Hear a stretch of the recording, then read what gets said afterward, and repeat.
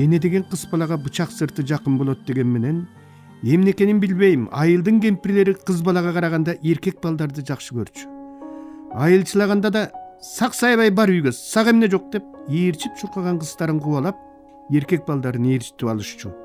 Эркек бала ээрчиткен кемпирлер кыз бала ээрчиткен кемпирлерге караганда өзлөрүн сөм өйдө сезер эле. Балдардыкынан 2-3 күн жоголуп кетип келчүмүн. Ата-энелүү балдар үчүн бул төбө чачты тик тургузган жорук болгону менен мен үчүн кадыресе көндүм нерсе эле. Менин чынында эле энем менен Кудайдан бөлөк эч кимим болгон эмес. Энем өлгөндөн кийин менде жалгыз Кудай гана калды.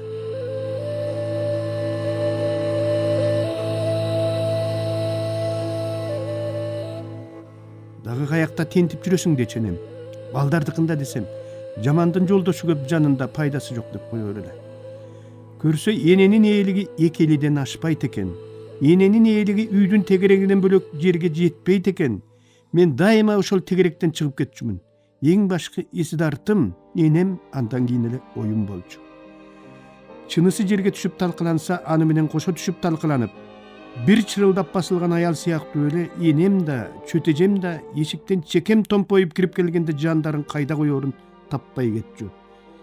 Бир ирет көзүмдү ким көгөртө койгонун айта коем деп, дегеле өмүрүндө жаман сүйдөп долуланбаган энем ошондо колумдан дектеңдетип сүйдөп алып, мен урган баланын ата-энесине жаңжал салгандан кийин уялганыман, жет өмүрүм жерге кирип, экинчи даттанмай дегенди таштагам. Тукан эжем мен кенедей кезде эле күйөөгө тийип, өз турмушун эптеп кеткендиктен бир үйдө чөтежем, энем үчөөбүз эле жашадык. Эжем да, энем да колдо барын ала чуркап, качан болсо карааныман кагылып, карегимен айланып турду. Ушунчалык жакшы көргөндүктөн кээде мени бири-биринен кысканып аткан сыптар сезилип кетер эле. Көрсө экөө тең үстүмө үйрүлүп түшүп, жетим деген кекчил эмеспи? Көңүлүн калтырып албасак экен, бир күнү өз апасын нур бүбүгө качып баса бербесе экен деген гана ой тилек менен жашаптыр. Жуматай экемдин кызы Нине экөөбүз ойноп жүрүп бастырманын бурчунан чакага чыланган асфальтка төкчү карамай таап алып, жыргап колубузду чыканагыбызга чейин малып, ыракаттана мыкчып, бети башыбызды шыбап, чачыбызды майлап, бир заматта адам тургай айбан кача тургай шумдук түргө келсек керек. Короого көң алганы кирген келин амей көтөк деп ырыгып качып, колундагы таштеги тегеренип барып уктап жаткан иттин башына тийип, ал каңкылдап тамда айланып, бизди тиктеп алып байланып турган казыгына чиренип торпого өкүрүп, ошондо оңой менен козголбогон таенем козголуп, шашпай басып келип, ит тиштеген күчүктөй көк желкебизден көтөрүп келип Нине экөөбүздү ме тасалап ал деп Жуматай экемдин алдына ыргытканын эстейм. Дагы бир окуямды кийин уктум. Эшик акырын тык-тык деп басылып калат. А дегенде тоокпу деп көңүл бурган эмесмин. Анан бир аз тынчый түшүп эле кайра тыкылдайт. Бул эмнеси деп туруп барып карасам, о Кудай аткыр.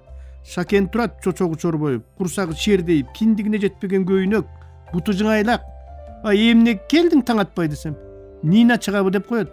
Ош шүмүрөй, чыгабы деп койгонум бар турсаңды кийип кел. Уялсаң болбойбу? Өзүң кыска келсең, анан кебетең бул болсо деп жылкычы баланын үйүнө кайра айдадым. Боорумдун эсилгенин айтпа деп, Батипа тайжеңең айтып калчу эле деп энем күлүп калар эле. Таенемдин эки бирдей эр азаматы Жума менен Жумамамбеттин эки тискин бир чылбыры өз-өзүндө болуп, өз түтүнүн өзү булатып, өз оокатын өзү кылган менен айыл ичиндеги жалпы бир тагдыр таяр маселеге келгенде анысы аяткансыз чечилчү эмес. Балдардын улуусу да, кичүүсү да андайда кемпир менен кеңешүүнү унутпай турган. Бул үй бүлө чынында эле ушундай адептүү, ушундай абийирдүү, каада салт менен нарк населдин алкагынан сыртка чыкпаган, бардаштуу, баштуу үй бүлө эле. Эл эки бирдей балдары аяткан менен батманын башына чырак жагып, байпагын манат кылып, жакшы багып атат деп кеп кылган менен олбуй-солбуй келаткан жаңыдоор эл журттун эзелки эрежелерин ээлик кылдырбай тебелеп депсеп, эки тискин бир чылбырын колдон талашып калган кез болчу. Таенем үй бүлөсүн кылт эттирбей башкарганына канааттанып, орозалдан калган көчтү улап келаткан эки уулу акылга салып иш кылып атабы, же алдартын карабай айылан көчөгө аттырып ийип атабы деп баарына көз салып турганына, баарын байкап турганына кадимкидей каниет кылып канат байлачу. Orozonun 10 tamırı bir gelgen günde de bari kempirdi kың debey oğup, degenin degендей макулдап, айтканын айткандай аткаргандай түр көрсөткөндөрү менен баары бир заман шарданына ыктап, бара-бара кемпир эмес заман талап кылгандарды жасаганга ык сала баштаган. Кемпир болсо бул үй бүлө жаңы доордун заң закүнү менен эмес, эзелтен бери келаткан ата бабалардын салт санаасы менен гана жашаш керек деп ойлочу. Жуматай экемдин жубайы Батипа тажеңем да, Жумамамбет таякемдин жубайы Канымбүбү тажеңем да дал ошол эки кемпирдин таалим тарбиясын андан ары тайбай улады. Улуу тажеңем Батипанын согончогу канаган жок. Анын бул айыпсыз айыбы баарыга белгилүү болсо дагы Кыргыздын байыртан келаткан нарк насилине ылайык үйдүн улуу келинине тиешелүү урматсыйдан такыр өксү болбоду. Эч ким аны кагажыткан жок. Согончогу канабагандыгы үчүн эч ким аны күнөөлөгөн жок. Төркүндөн бергис төрдө болду. Кабагым кашымдебей шаңкылдап, булутсуз күндөй ачык жүрдү. Канымбүбү тажеңемдеги чүү катары абысыны Батипанын алдын кыя кесип, кыйгач баспады. Ортосунан жел өткөрбөй, салтты сактады. Качан көрсөң балпайып, жадырап жайнап, узун кирпиктерине каланган мээримдүү көздөрү өзүнүн дасторконундай чачылып төгүлүп, ушул үйдүн ырыс кешигинин баары берекелүү колунда уюп турду. Бул үй бүлө биздин айылдагылардын көбү сыяктуу, таянар тоосу болгон менен аталарынан ажыраган кадимкилик кыргыз үй бүлөлөрүнүн бири болчу. Элдин тереңин да, тайызын да ушул бир үй бүлө менен өлчөп, бир үй бүлө менен ченеп койсо боло турган кези анда. Бирок тайенем ата ордун жоктотпой, балдарынын ала качкысын акылга айдап кийирип, тизелеп баратканынын тизгинин кагып, аккан арыгы менен агызып, жүргөн жүйөөсү менен жүргүзүп, чачылып кеткенден сактап турган умай эне өңдөнүп, эркекке камчы, эшикке тутка болду. Аяткан куруп кетсин, баарынан да ошол жоругун ойлогондо азыр да азат боюм дүркүрөп кетет. Ботома тоонап кетип өлсөм эмне болот дебейби? Деги дени карды соо киши ошентеби деп эле. Байкуш эне эстеген сайын күйүп кетер эле. Көрсө таякем Жумамамбет жайлоого көчкөндө тайенем аяткандын буйругу менен мени атка таңып туруп, жылкыларга кошуп айдап жиберип, түшөй коноор конушу, жайлар жайлоосуна жетип, шашпай боз үйүн тигип, жыт чыгарып коелу деп куймак куюп, аластап коелу деп арча түтөтүп, эми кымыз ичели деп шашпай жайланып олтуруп кымыз ичип, анан бир маалда ага окуй бала бар эмес беле деп бирөөсүнүн эсине түшө калып, анан жылкылардын арасында оттоп жүргөн ат тистеп, анан атка таңылган мени чечип алышчу экен. Кенедейинен кыз баласын үйдөгү оттун, куттун ээси болсун деп тарбиялаган кыргыз эркек баланы 1 жашынан ырымдап тайга олтургузуп, 3 жашынан ат мингенди, 7 жашынан ат чапканды, 12 жашынан жоо тосконду үйрөткөн салты боюнча таекелерим сыягы мени да жоо чаба тургандай бышык болуп өссүн деди дейсиңби? Болгону аяткан тайенемдин буйругун кыйшаюусуз аткарып көнгөн адаттары боюнча атка таңып туруп, жылкыларга кошуп айдап жиберип атпайбы? Жумамамбет таякем өмүр бою жылкы багып жүрүп өттү. Үйдөн эрте кетип, кеч келгендиктенби, анын жээрде муруту, чарчы бою, ак саргыл жүзү, эшик таттары менен андан уруп турган аркан менен жүгөндүнбү же тердик менен жылкынынбы жыты гана элес булас эсимде калбаса, кыял жоругун жакшы билбей калдым. Ал эми тажеңем Канымбүбүнүн мээрими, алаканынын жылуу табы азыр да маңдайымдан кетпей турат. Энесинен ажыраган кичинекей күчүк жонунан сылаганды, эркелеткенди жакшы көргөн сыяктуу эле, мен дагы эмнегедир жалаң жылуу сөз угуп, жалаң эркелеткенди жакшы көрөр элем. Мени жакшы көргөн кишилердин баары мага жакын болуп сезиле берчү. Көп бир туугандуу балдардын бирөө эле бирөөдөн ыза көрүп калса, калган бир туугандар чогулуп келип баардап сабап кетет эмеспи? Мен бир туугандардын өз үйүндө бири-бири менен тытышып, урушкан учурларын көп эле көрдүм. Бирок тыштан бири-бирине чаң жугуспай, бирин-бири мактап, бирин-бири сыйлап тургандарын көрүп, үйдөн тышка чыккандагы эки жүздүүлүктөрүнө чыдай албай, түшүнө албай кыжырым келе берер эле. Мен да токмок жедим, бирок мага эч ким болушкан жок. Болушар бир туугандарымдын жоктугуна ошондо ичим аябай күйөр эле. Бирок айылчылап барып энем алып келген момпо сүйдү үйдөн эч ким менен бөлүшпөй жалгыз жээримди ойлогондо бир туугандарым жок экенине кадимкидей сүйүнчүмүн. 4 жашымда чоң энемин колуна келип, 1-2 жылдай апама бара калып жүрүп анан таптакыр эле катташпай калдым. Армияга барып келгенден кийин тайекелерим менен байланышым кан буугандай токтоду. Ойлоп олтуруп ата-энеси жок калган соң күчүк кезинен багып чоңойтуп, жүрөгү кенедейинен кек менен ызага толгон, өзүнөн башкалардын баарын душман көрүп, жолунан эле чыккан жанды жара тартып баса берчү карышкырдын бөлтүрүгүнө айланып калганымды ошондо билдим. Жума. Тайекелеримдин менден бир да жолу кабар албаганы, жерден жаңыдан боор көтөрүп келаткандан кийин гана керегим тийип, Бирлик айылындагы Сыйнап деген чабандын короосунда сакманчы болуп жүргөн жериме Жума тайекемдин атайылап иштеп келгени чындап эле ите тайымды келтирип турду. Көрсө өзүнүн карындашы, менин апам Нурбүбүнү пенсияга чыгарам деп документ топтоп жүргөн экен. Бир тууган жыйыным болот. Иштеген жерине барсам ушул жакта сакманда дешкенден учурашып кетейин деп атайылап иштеп келдим деп Сыйнап чабанга бакылдап атыптыр. Анан мени мындайраак бөлүп алып, айланайын Шакенбай, 6 баласына сени да кошуп жазсак пенсиясы көбүрөөк болот экен. Ошол документтин бир эле жерине баласы катары сенин да колуң керек болуп атат. Макулдугуңду сурап келдим эле деди. Ушунча жылдан бери баласы бар экенин бир жолу да эстеп койбой, эми пенсияга чыгаарда керегим тийип калган экен да, дедим да. Дубалда жөлөнүп турган шапалакты алып ары жакта жайлап жүргөн койду беттеп, дулдуңдаган бойдон басып кеттим. Тайекем башка чапкандай томсуро түшүп токтоп калды. Мен кете бердим. Келбейт деп ойлогом. Жок, жабырап жетип келди. Атам да айтты, апам да айтты, Дивун айтты, энем да айтты, тагдыр да айтты. Нурбүбүнүн абышкасы катуураак чыгып, апам байкуш өз алдынча боло албай калганын, анын үстүнө улам бала басты боло берип, мага келе албай жүргөнүн айтты. Апа деген баары бир апа, ага таарынууга болбой тургандыгын, адам деген кечиримдүү болуш керектигин айтты.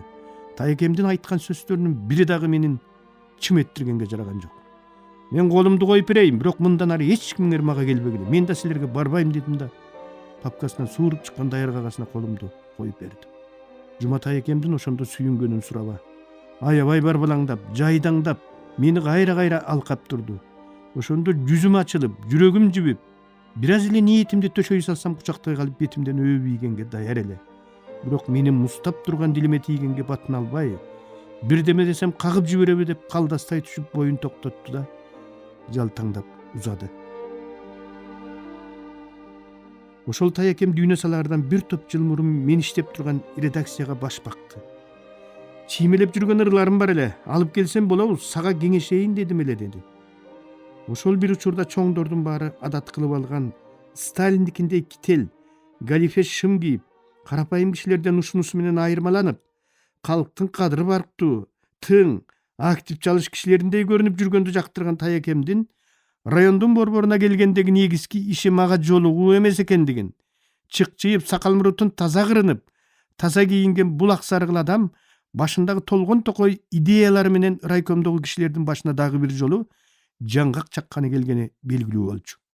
Башкы редактор Массакунов ырды анча жакшы көрчү эмес. Ырыңызды баары бир чыгарбайт дедим. Чыгарбаса да сага алып келейин, бир көрүп берчи деди. Алып келишин каалабагандыктан унчукпай койдум. Ал жайымды сурагандан кийин өзү райкомго келгенин, биринчи секретарга киргизбей башкаларына кирип чыкканын айтты. Жакшы калым, мен эми кайтайын деди да, баса Нурбүбүлөр да аман эсен жатышат, кыштак деле деди. Тайекем мени жок дегенде апасы жөнүндө бирдемкелерди сурайт деп ойлосо керек. Ал тууралуу эч нерсе дебей койгонунда ушинтти. Мен карындашы Нурбүбү тууралуу сурамак тургай унчуккан да жокмун. Ал чыгып кетти. Жума тайекем райборборго дагы бир жолу келди. Боз ичип алганбы, чечектин билинер билинбес тагы калган албырты жанган ак саргыл жүзү, шайдоо түнү билинер билинбес толкун урган кайыктай термелип, китилине батпай, үстүңкү эки топустун бүчүсүнөн чыгарып ийип, эргип, кубанып турду. Топозчуларга кышында тоо ташта жүрүү үчүн Сибирден моторлуу чанап келейин деп атам Шакенбай, деди. Райком эмне деди? Карап көрөлү, жогору жак эмне дейер экен деп калды деди. Тайекем ошондо мага кылаарга иши, салаарга кушу жоктугунан ушинтип, Кудайдын убарасын тартып, акчасын коротуп, айланан райборборго келип, чоңдордун башын оортуп кеткенди жакшы көргөн, бирдеме кылмайын жөн жүрбөгөн, куудуң шуудуңу бүтпөгөн арсыз кишөңдөнүп сезилчү. Көрсө ак жүрөк ченебеген киши турбайбы? Кийин ошол идеяларын ишке ашырам деп канча бара тартты байкушум. ат тезегин кургатпай райкомго келе берип, андан айла болбогондо СКга кат жазып, эчтеке кыла албай, топозчуларга моторлуу чанап келем деген аруу тилеги ойрондоп, демилгесин эч ким колдобой, анысын райкомдогу кагаз чиновниктер шылдыңга айлантып, кирип келатса эле дагы баягы келатат деп эшиктерин жаба салып, ачпай, ачса, аксакал башты оорутуп мындан ары келбеңизчи, сиздикинен башкасы да жетишет деп кагып силкип узатып, кадыры кайтып, канаты кайрылып, шаабайы сууп, шагы сынып, далайга дейре басынып жаман болуп жүрүп оңолду. Оңолору менен кайрадан райкомдун тынчын алганга өттү. Бул ирет элди Казыбек айылынын кире беришине чейин эле алып келип, андан ары барбай кайтып кетип турган пограничник Фрунзе каттамындагы автобустун артынан сая түштү. Эмне үчүн автобус кыштактын башына чейин барбайт? Эмне үчүн акчасын төлөгөн адамдар кыштактын аягына түшүп калып, дагы бир чакырымдай жерди жөө басыш керек деп чуркап жүрдү. Жада калса ушул жөн эле чечип кое турган иш да толгон токой тоскоолдуктардан өттү. Таекемдин каттары райкомдун, апкомдун тартмаларында кала берип, алардан жооп болбогондо СКны көздөй акты. Анан баягы топсун жоготкон торгойдун жомогундай болуп, СКсы транспорт министрлигине, анысы дагы башкасына жөнөтүп олтуруп, акыры тилеги кабыл болуп, пограничник Фрунзе каттамындагы автобус айылдын башына чейин барып калды. Элин сүйүнткөнүнө Таекем аябай кубанды. Бул оңой жеңиш эмес эле. Эл айылдын башындагы автобус токтоочу ошол жерди өкмөттүн чечими эле бүгүн Жуманын остановкасы деп атап алды. Кайран киши. Анын өзүнө өзү тургузган эстелиги ушул болду. Апам Нурбүбү тирүүгесинде сурасам, Жумакемдин эки баштык толтура ыр бар эле жоголуп кетти деген эле. Мен анын чындап эле ыр жаса коюп жүргөнүн ошондо билип, жазган ырларын бир жолу карап койбогон акмактыгыма түштөн кийин өкүнүп жүрбөйүнбү? Маркум мыкты да сүйлөчү экен. Айылда кинкилдеп мурунан сүйлөгөн бирөө бар эле дешет. Ошол киши Жумага жолугары менен оозунуп, "Эй, маңкам кайдан келатасың" десе, "Кокуй, мен айтайын дегенде оозунуп сен айтып койбодуңбу? Эми кантем" дегенин эстеп, кыраан каткы күлүп калышат. Аялы Батипа төрөбөгөндүктөн Жуматай экем карындашы Нурбүбүнү өзүнүн таекеси, ат башы өрөөнүндөгү өтө кадыр барктуу өмөр башкарманын согуштан бир көзүнөн ажырап келген, кийин аялы каза болуп калган кара чечекей иниси Осмонго алып берүүгө макул кылып, өзү болсо менден кийинкиним, ошо кезде 8 айлык болуп калган Шаршембекти бала кылып багып алууну чечип койгон экен. Деги эле Жумакеме Кудай башкалардын балдарын бала кылып алуу бактысын буйруган жок. Мени да өгөй атасына бала болуп кетеби деп ойлоп, бирок менин башымды кетсе да бөлөк бирөөгө бала боло койбосумду билгенден кийин айтам деген оюн айта албай, жалтаңдап унчукпай калды. Баары бир башка бирөөнүн баласы башка бирөөгө бала болуп бербесин өзү да кийин барып түшүндү. Апам Осмонго турмушка чыгат дегенден тартып, аяткан тайенемдин мага жасаган мамилеси кескин өзгөрдү. Анын мени мурдагыдай аяп, боорооруп турмай адаты жоголуп, өзү айткандай титрисие баштады. Ашкере өкүм, катаал, кара мүртөс болуп кетти. Жакындап бара калсам акырайып карай калганы кенедей жүрөгүмдүн үшүн алып, алдагайдан үркүп турчу болдум. Барган сайын тайенеме жологондон коркуп, денем үшүп качып калдым. Мен ошондо саанчы болуп иштеп жүрүп, башка күйөөгө чыкканы жаткан апамдын бары жогун анча деле элесе албай, акырындап тайкелеримдин жашоо турмушуна сиңип калган элем. Эми өзүмдү бул үйдө бөлөк бүтөн сезе баштадым. Күндүз балдар менен кара кыштак жакка барып ойнойм. Ойноп жүрүп күн чыгыш жактан келчү жолду карай берем. Анткени чоң энем мага ошол жол менен келип, чөнтөгүмдү момпо суйга толтуруп, койнуна алып жатып, 2-3 күн жанымда жүрүп анан кетчү. Мени бул жерден эми мурдагыдай эркелеткен, жакшы көргөн кишилер азайган сайын, тезирээк эле чоң энем келгей эле деп тилей берчү болдум. Мага ошондо бул дүйнөдө чоң энемдей мээримдүү, чоң энемдей жакын киши жок эле. Сиздер, урматтуу радио угуучулар, Кыргыз Республикасынын эл акыны, Токтогул атындагы мамлекеттик сыйлыктын лауреаты Шайлообек Дүйшеевдин "Агындылар" аттуу китебинен автордун көркөм окуусунда улантып уктуңуздар.